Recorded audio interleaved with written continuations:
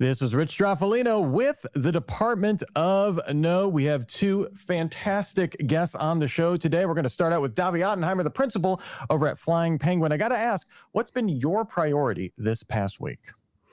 Well, it's been AI, even though I'd rather be working on quantum. So every time I try to go talk to people about preparedness so we can talk about real risks, I end up going back to talking about mythos is a myth and the bubble is coming. Maybe what you need to do is program like an Anthropic skill that just pivots all AI conversations into quantum, and then two birds, one stone. I don't know. Maybe I'm trying to help you out, Davi. I'm trying to help you out. Well, the bottom line is that there's a real risk of actual compromise, and then there's a discussion around how much you should pay people for tokens. And to me, the two can't be connected. All right, next up here, we got Chris Ray, Field CTO over at GigaOM. Chris, got to ask, what has been your priority this past week? Chasing down all my wild ideas and vibing them out, seeing what happens. Like we were talking about the Twitter bot that's making self-deprecating humor and jokes about other people and quietly exiting the room. The best kind of humor. It's truly the best use of time, yeah. And the best use of bots. All right, we've got a busy show. We're going to get into it right now. Let's run that opening, and then we'll get into the news. From the CISO series, it's Department of No. Yes, indeed. Welcome to the Department of No, your virtual Friday strategy meeting. A huge thanks to our sponsor, Vanta, for today for helping make the show possible. Remember, you can get involved in our YouTube chat live. We broadcast every Friday at 4 p.m. Eastern, so please make sure you're joining us, just like I saw CCL in our chat, wishing us all a happy Friday already in there. Glad to have some of the regulars in there as well, or shoot us an email, feedback@cisoseries.com. It's on the screen right now. That means you should read it, I guess, at your leisure. Before we jump into the news, just a quick disclaimer here that the opinions expressed on the show are, in fact, those of our guests, not necessarily those of their employer. We've got about 30 minutes, so let's jump right into it in our No or No segment. First up here, coding agents trigger endpoint security rules. Claude Code, Cursor, and OpenAI Codex are starting to trigger the same endpoint security alerts that defenders use to catch real attackers. That's at least according to the security firm Sophos. They're saying that the agents aren't malicious, at least from what they're seeing in all cases. Davi, I saw the eyebrows already. But they're performing attacker-like actions more often, like accessing browser credentials, downloading files with built-in system tools, and creating startup scripts. In related news, China's National Vulnerability Database said it found security issues in several versions of Anthropic's Claude Code, basically saying it could send back sensitive user information to remote servers. Anthropic is saying this is an anti-abuse measure meant to prevent unauthorized sale, not a secret back door. But Davi, I'm curious from your perspective, do you want to know more about what these agents are doing to trigger these EDR systems, or is this what you've come to expect from these types of agents here? I've come to expect, I should say both. I've come to expect that they're going to do the wrong thing and that I also should be monitoring what they're doing. I think the crazy part to this is the tone of the conversation that's being had. I mean, they both agree that it's doing the wrong thing, and Anthropic says doing the wrong thing is good for our purposes of preventing you from getting access to the tool. For, the telemetry around the location and saying that China is the location that's not supposed to have it is all everyone agreeing for opposite reasons. It's ridiculous. Anthropic shouldn't be monitoring you without letting you know they're monitoring you, and egress monitoring on the end node and catching them at it and them admitting it, to me, is tragedy. It's the longer we end up with these tools, the deeper they try to get embedded, the less we can trust them because they prove themselves untrustworthy. The local models, the transparency of open source has been repeatedly proving itself better than frontier service.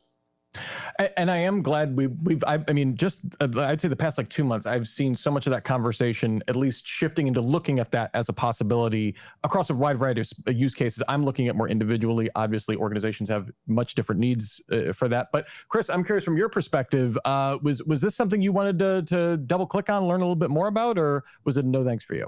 Yeah, this is a no more. Definitely no more. So, coding agents are the new insider threat. I don't know if everyone's agreeing on that, but that's my stance. EDR was built to profile humans, not something that types 10,000 words a minute. We know behavioral detection is baseline driven, and agents are completely wrecking that baseline. So EDR learned to flag credential access and living off the LAN, using certutil, downloading through PowerShell and Bash, because humans doing that at 2 a.m. is anomalous and likely abusive. Agents do it constantly and legitimately. The signal to noise ratio has just collapsed. That's no good. And your organization spent the last 6 months telling you you should be having your agents do that as much as possible too, right? Right. Now we're dealing with the alert fatigue if the EDR is not handling it well. Now there are obvious fixes, right? Allow list the agents, but this recreates the exact blind spot that attackers want you to have, right? Right. If your SOC tunes out the Claude code or the cursor behavior, a prompt injection agent becomes a pre-trusted attack tool. Yeah, So, that becomes such, already a big target, and all of a sudden becomes, it's just the open door behind the gate, right? So yeah. Wow. In my head, I'm thinking like the solution here is obvious, but no one's going to use it. You should sandbox everything. If it can't touch it, it's not going to do anything malicious. You're not going to have to disambiguate whether it should have done that. It's sandboxed, but no one's going to run that in a sandbox. Hey, I will say the open source sandboxes are arriving. I've written one myself, and I think the answer is you get a harness. The agents run in a harness. The same way you would run a virtual machine on top of a hypervisor, you're going to run agents on top of the harness, and that harness becomes your trusted gateway where the vendors can't do what they want because you've got them into a place that you can control them. You've harnessed the horse, and they can give you whatever horse they want, but you own the harness. All right, make sure you share that with me. I want to see this thing. We'll put it in the show notes. Davi, share it with us. We'll put it in the show notes. Let everybody see it. All right, we got to move on to our next story here. A bad ePOL flaw allows root access on Linux and Android, which I'd like to point out is also Linux. This flaw, named bad ePOL, lets local attackers with no special privileges gain full root access on affected systems. The flaw was missed by AI, but found by a human security researcher. The flaw affects the Linux kernel's ePOL system, a core feature used to efficiently manage multiple network connections and file events. Because this is a fundamental part of the Linux kernel, there is no practical workaround other than patching vulnerable systems, which is probably a pretty good workaround. Security updates are already available, and users are urged to install them as soon as possible. Hey, let's raise a glass here. Humans, we can still find things. Chris, do you want to know more about a major flaw, a flaw in a major Linux kernel subsystem, or is this a patch it move on situation for you? This is both. So I want to know more. Privilege escalation bugs are the most boring vulnerabilities that we have. But they're also the ones that decide whether the phishing email becomes a resume generating event.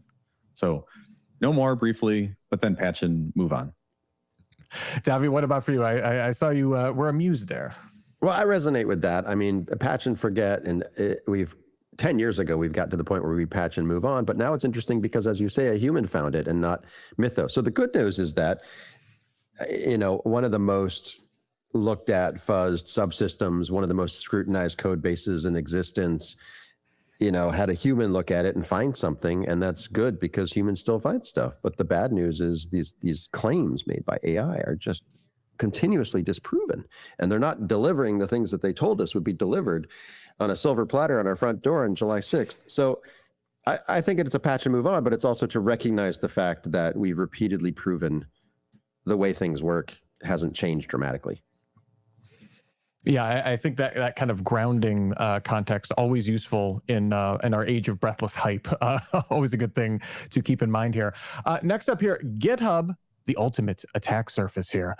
Researchers at Noma Security released a proof of concept for a flaw called Get Lost that could allow an unauthenticated attacker to create a GitHub issue in a public repository and then pull data from an organization's private repositories. When an agent workflow with read access triggers on issue assignments, an attacker could embed hidden plaintext English commands to exfiltrate private data, which the agent can't distinguish from trusted system instructions. It just says, hey, here's some instructions here. In other news, Datadog Security Labs reports that attackers are quietly mapping corporate GitHub environments by using old dormant accounts that look a lot less suspicious than brand new ones. Some of these accounts were created years ago and then have been left unused until they were brought back for automated scraping.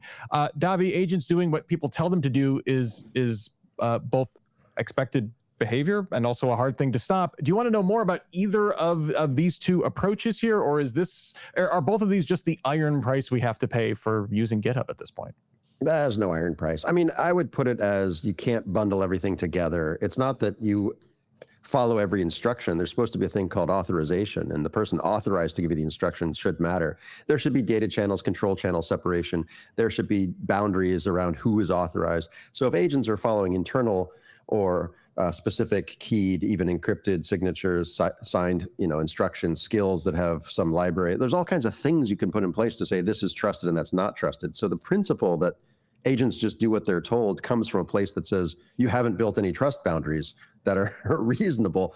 So they're reading stuff and doing it. That's ridiculous. That's not how security is supposed to work. And I think a very good example of this bleeds into the whole Datadog report, which is time is supposed to mean something like old versus new. That's not even a trust boundary that we can rely on. One of the things that OpenClaw really bothered me about was claiming that they had 30,000 stars suddenly in a day from what? Look at the accounts.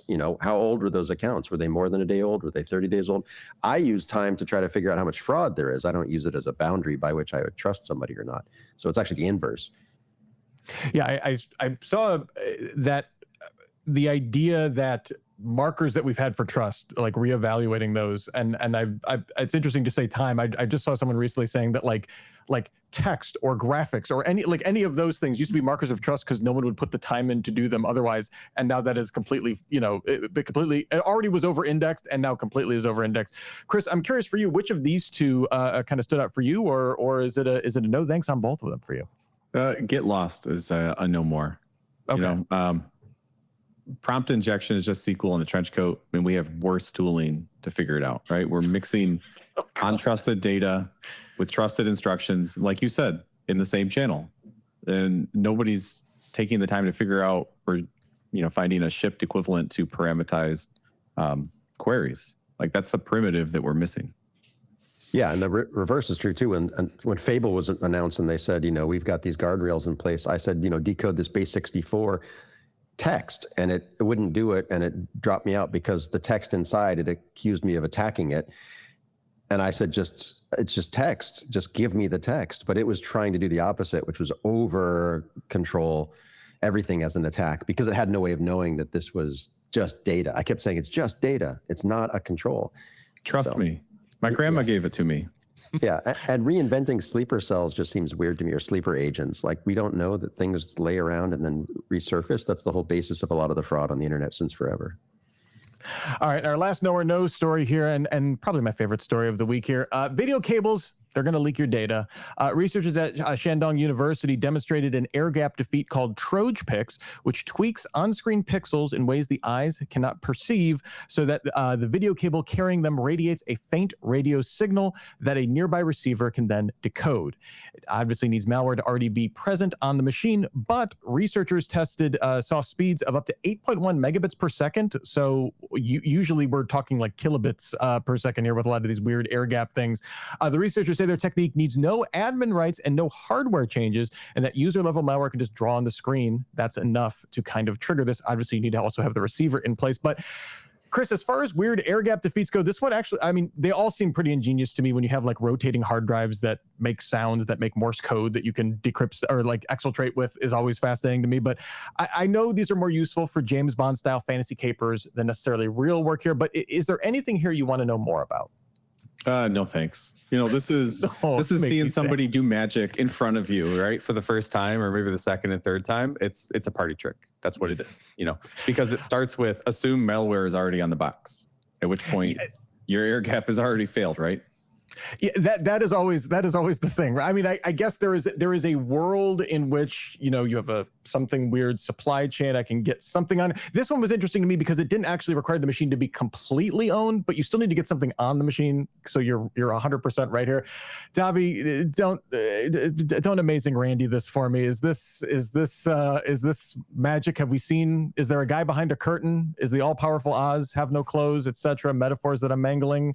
What are your thoughts on this? Well, two parts of me react to this. One, I like to be in the historian frame of mind, and I think saying that a cable is an antenna is like, what do you think antennas are? Like, of course it's an antenna. Like, you took a piece of metal and you made an antenna out of it. Like, what are you trying to? I don't understand. That's what they are. But the other part of me is like, okay, I think hidden to this, and this reminds me of an Israeli presentation years ago about printers, and they could like read the flashes from miles away of the scanner, the I believe Ben Gurion University. Yeah. So, but the hidden point here is that the intelligence agencies have, to your point, actually earlier, you already failed at the air gap because it's easy to get in. What's actually being expressed here is that it's very, very hard to get out without getting caught. Getting in is so easy. Everyone gets in with no problem. And I can say from personal experience, it is trivial to break in. But breaking out, for some reason, has always been much, much, much more difficult. So every time I see a story like this that says, we have a way to break out at 8 megabits per second, I go, I might actually be able to use that because I have a hard time getting out without getting caught. And I think that's the underlying piece here, is that they could save spy lives if they have a better way of exfil. Thank you for redeeming slightly this story for me. I know they're trivial. I will never stop presenting these on the show, folks. So please, if you have a favorite one, feedback@CISOseries.com. I want to know your favorite weird air gap defeat. Please let me know. I love these, and I will never stop loving them. All right, before we move on to our next, some of our deeper dive discussions, have to spend a few moments now and thank our sponsor for today, and that is Vanta. Your team just added its 67th AI tool, and unfortunately, also your 67th security blind spot. The good news, the Vanta agent works like a GRC engineer in the background, finding every app your team uses, scoring the risk, and drafting fixes for you. Vanta is the platform used by over 16,000 fast-moving companies like Ramp, Cursor, and Harvey, who are shaping the future with AI and staying ahead of AI risk. Get started at vanta.com/headlines. All right, let's dive into it here. Davi, we're going to the quantum realm here. France to stop certifying products without quantum, they're saying safe encryption here. The country's cybersecurity agency, ANSSI, has announced that it would stop certifying security products that lack quantum-resistant encryption, a move that will force government bodies and critical operators to shift away from older systems, or at least older approaches here. Sami Susui, the ANSSI's chief of staff, and I apologize to the French language, stated that at a recent quantum conference that the agency would halt certifications from 2027 and that businesses should be buying only quantum-safe product by 2030. That should be, not must be. ANSSI approval is required for encryption use in the French government agencies and critical infrastructure, so this does carry some significant weight to it here. Davi, we've been following the quantum hardening efforts for a few years now. NIST, quantum-resistant protocols that are algorithms that they put out. The slow rollout we've seen to things like secure messaging apps have kind of been the first adopters of those that I saw. I'm curious, what does it say when France is ready to pull the trigger on this across their government and infrastructure networks? Well, congratulations to France. I think they're doing the right thing, and they're doing it very effectively because they know that procurement is a very powerful lever, and they're doing it in a way that establishes the EU can control their own destiny. Unlike a lot of the discussion around cloud and sovereignty and data migration stuff, this is a clear case of where a country can decide we're going to do the right thing. We're going to make people safe. The harvest now, decrypt later is real, and we got to move on this. This is not exotic. This is like, we knew MD5 was broken. We knew SHA-1 was broken. We knew TLS was broken. We got to move and have agility, and France is saying the time is now. The U.S. used to be a leader in this space, but that's obviously off the table. So we're seeing the European Union do more and better and faster, and France is showing us how it's done. They're doing the right thing, and they're doing it. And 2027, I think, is, I've said for a few years now, is probably the reasonable target for a lot of this movement. 2029 feels a bit late to me, but we couldn't say that because we didn't have the proof. And of course, there's a lot of academic science going on about when the breaks will occur. But the harvest now is the part, like right now, the harvest now is the part that's dangerous. Because if people have a break in 3 years, they've definitely been harvesting for the last 3 years before they have the break. Yeah, this is, I don't know when it happened, but we have firmly moved to the when, not if portion when it comes to quantum here. And this, to your point, like helping solve that procurement problem, France can take their lumps and kind of do the you know, do the hard work to get that. And even if on their end building out workflows, I'm curious, Chris, from your perspective here, like what kind of signal should this be sending both to other countries and to organizations that France has put in 2027 on the calendar here? Yeah, so France is taken the harvest now, decrypt later from the conference slide into a procurement deadline. And we know deadlines are the only things that have ever moved cryptography. You know, you mentioned MD5, SHA-1, TLS. Those deprecations dragged on for, 10 years until browsers and PCI set a hard date. Certification leverage is how you move a market. So that's the signal right there. You know, Davi, you already mentioned this, right? The exposure window is open, has been open. State secrets, health data, infrastructure designs. They have secrecy lifetimes of decades. If an adversary is recording that traffic today, waiting for quantum computer before migrating, by definition, that's too long. We're going to see Y2K times 100, the panic and fear. The SSI, slaughtering it. ANSSI, yes. They're pricing in the recording, not the computer. And I just want to say, this wasn't like consensus. This wasn't like a framework. This wasn't like a pledge. This was like they said, we're slamming the door and we're going to move on this. Executive decision made. And that positions France as clear leadership decision in a clear technology space that has a clear line. And that's what we needed. Just like, as you say, PCI DSS, we had the 2-year slip on deprecation of TLS 1.0, and that was terrible. That the banks could push back, and there was a lot of negotiation, and it came late because the people at risk, that's what it's all about, are unprotected. And so the harvesting now is going into places like health data, diplomatic cables, state records, all the stuff that you want to be protecting. You need to start like yesterday. 2025 is really when this should have started. 2027 is 2 years late. So I think France is doing the right thing by showing people how it's done. And I will say I do this for a living. So I'm tracking all of Europe and the progression, and I've seen a giant leap from 20% on the server side, people getting on board, and I'm tracking 80 some protocols, but on the web, one protocol, SMTP, mail is another protocol, I've seen 20 to 30% jump, 10% jump in people who have turned on post-quantum algorithms. Yeah, David, your point about this being, not a study, when I first saw this headline, I was like, okay, well, this is going to be the most hang-ringing statement of intent to form a focus group to look at, I'm so used to those announcements from everybody. And I was like, oh no, this is like a thing, that's going to be presumably enforced. Obviously things can change, but mandatory. Yeah, that's very meaningful from what I'm saying. And CCL in our chat here was saying here, didn't Google announce something like this back a few months? I mean, we're seeing private industry quite a bit.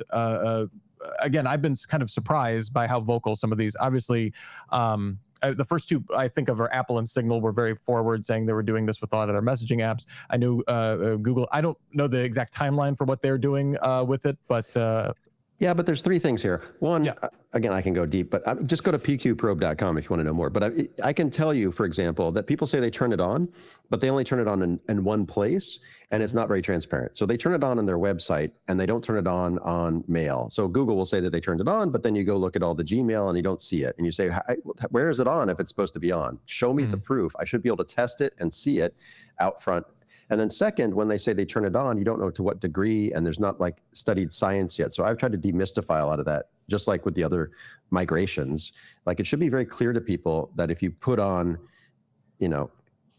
a certain level of strength, it's sufficient. There's multiple levels, multiple ways that you can turn it on, and it has to be something that's agreed to. So we need to boil that down. So first is, are they turning it on in all the places that matter, internally especially, not just on the outside? And then are they turning it on in a way that is consistent with guidelines, second?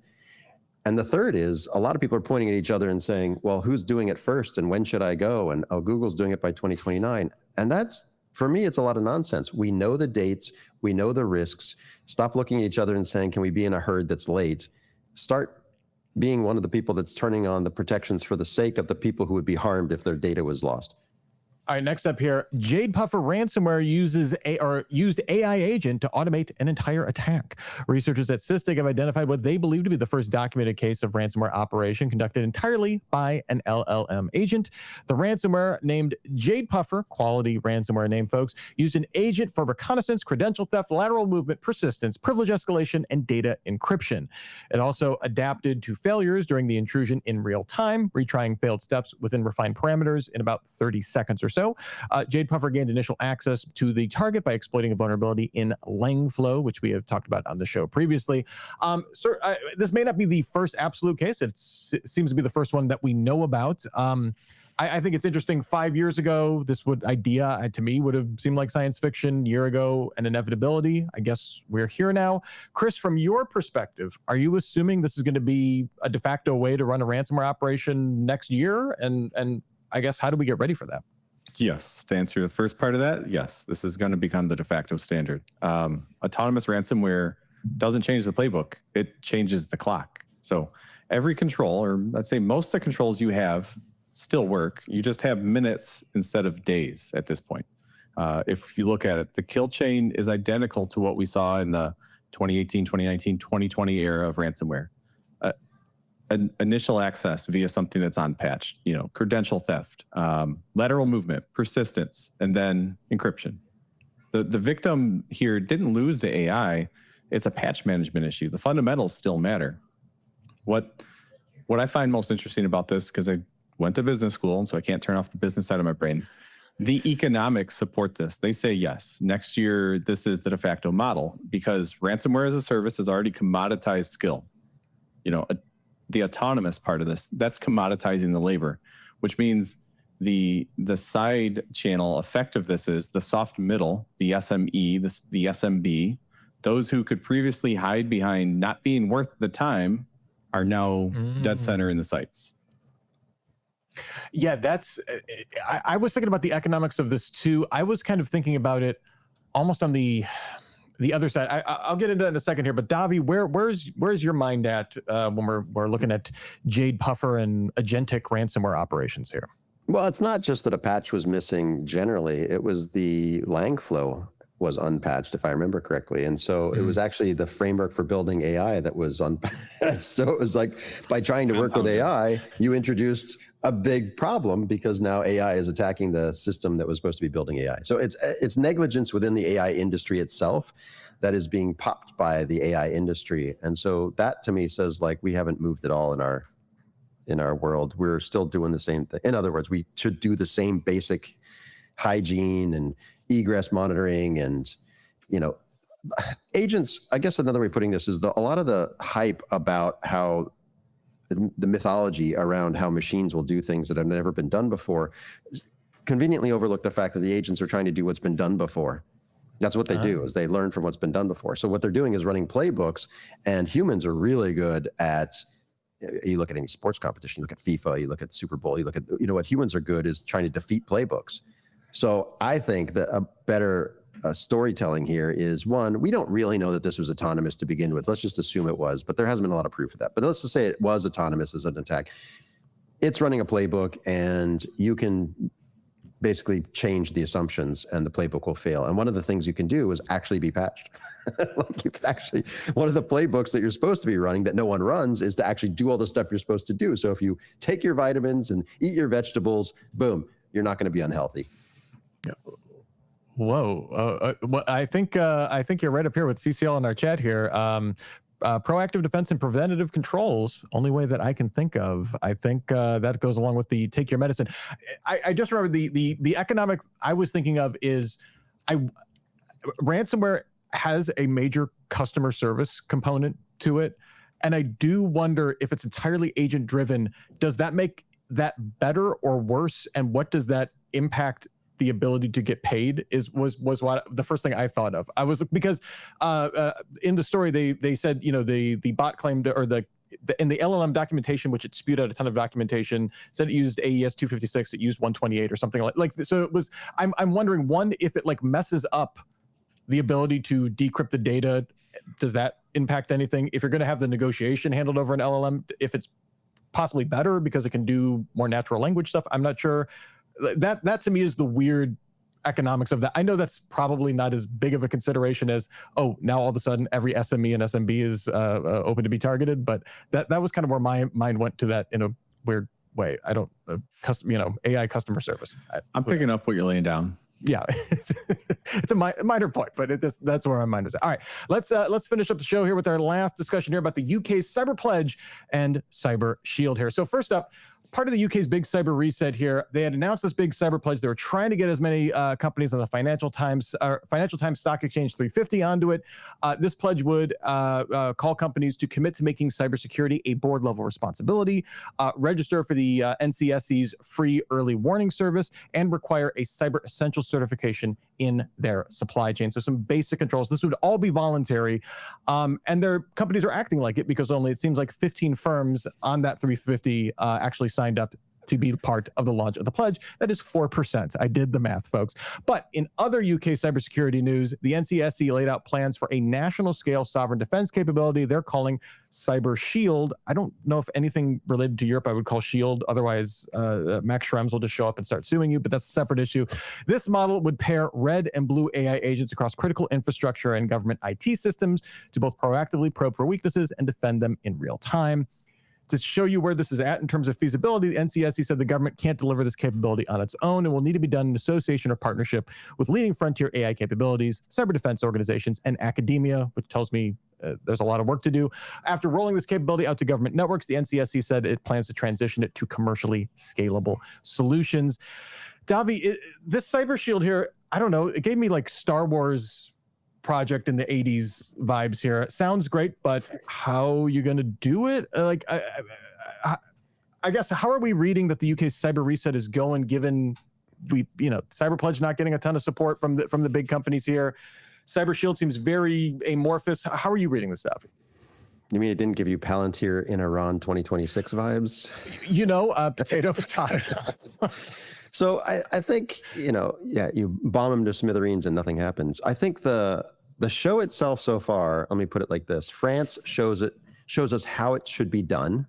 Okay. And Get Lost shows us how it shouldn't be done. And this is both not France and not Get Lost. Like it's how would we propose autonomous agents with privileged access into critical infrastructure when you have Get Lost showing that agents are going to follow whatever instructions come in, control or data, can't tell the difference, and you've just wired in a horrible vulnerability into your critical infrastructure. And on top of that, you've made things voluntary. I think the British are just totally out to lunch at this point. Like, they don't get it. The Brexit maybe had some sort of effect on their brains, but they are falling behind in every possible way that I can see, in the economy, in technology, in basic logic and reason.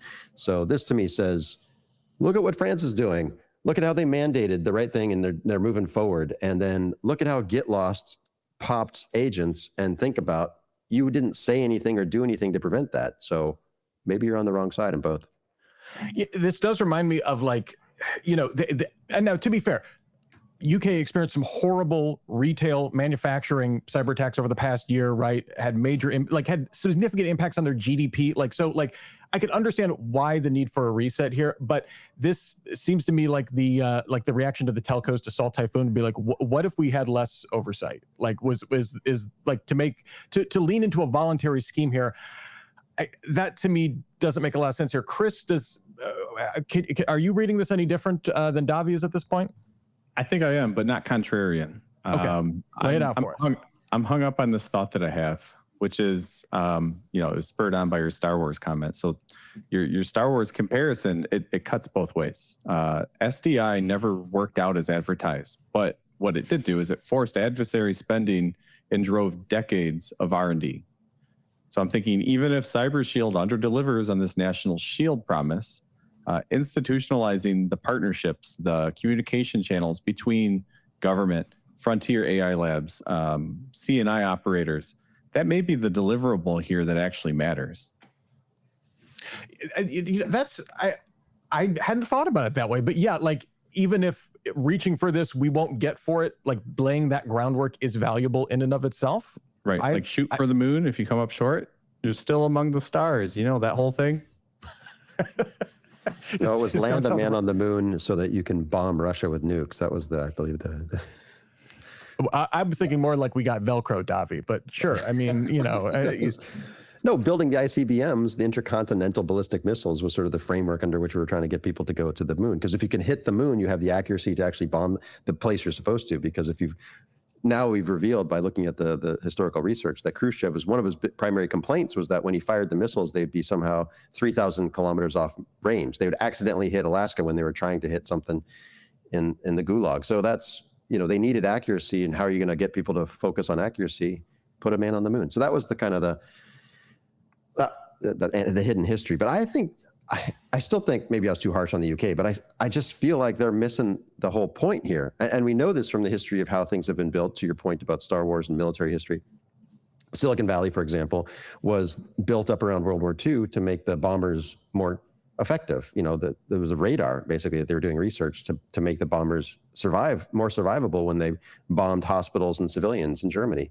And so that's Dresden being one of the perfect examples of that, where some 30,000 people died. Not a huge amount, but still it was successful in the fact that they had more survivability in the B-17s. And so if you want to do that again, then you basically have to fund it, but own it. You can't basically fund it and give it away. I think that's where people get confused. Like the success in Silicon Valley wasn't that they gave away the technology and people made their fortunes. It was that the technology was owned by the government, but it was designed and built by people who were in the tech sector. And I see in the Cyber Shield the opposite, that they're like, we'll give you the money and then you actually get all the benefits and then we'll buy it back from you. And that's not going to work out at all. Yeah, that to me seems that, and again, not to like going back to the cyber pledge as well. I like those are laudable things. I wish we could, like a voluntary scheme, like those all seem like very reasonable precautions here. But I wish we could get to a place where, I don't know, like companies would seem the self-interest in doing that as opposed to turns out no. Real quick, Chris having some issues with his camera, but he is still here. He is still with us. Here. So don't worry, Chris. The voice of cybersecurity coming to us right here. We're gonna close out the show here real quick. Davi, you already kind of started aligning some of the pieces here of our rundown here. But if you had one piece of advice to kind of give our audience as we're heading out here, what would it be? Kind of just based on the conversation we've been having today. It's focus on the fundamentals. I hate to say it because it's trite, but it's you got to look at the harvest now, decrypt later, and you got to look at the agility of crypto. You have to start moving towards the post-quantum because that is a real risk with real consequences for people that really matters. And I think the AI stuff is interesting and it's worth discussing, and I'd certainly get paid a lot of money to talk about it. But it is not the existential crisis that the vendors want you to believe. And perhaps most important of all, we need better integrity controls to prevent integrity breaches. And that means we need to have independent validation of things vendors say. We have independent validation in some of the crypto space because of the science behind it, whether that's the thing. Are we going to be at risk or not? There's all kinds of independent research going on. But the AI space seems to have almost no independence. You have hundreds of people signing up to agree to a marketing brochure because they're all going to get paid a lot, but no true independence in assessing whether or not this is something you should be focused on. So get integrity breach in your head, get your post-quantum migration going, look at France, and focus on the fundamentals. Eat your vegetables. And your baguettes, just to be nice to France as well. Chris, what... Lots of butter. Yeah, oh, please. I mean, how else are you supposed to enjoy bread? Chris, what piece of advice would you leave our audience with other than bread and butter is a classic combo? All right, if I can't use bread and butter, I'm going to leave with the one thing that I'm going to go do, which is go check your GitHub org for accounts that haven't logged in since 2023. If an account hasn't logged in this year, it doesn't need access. It needs deleting. I like this. Just a very hey, you get into a better state tomorrow. I like this. Logan's run for GitHub.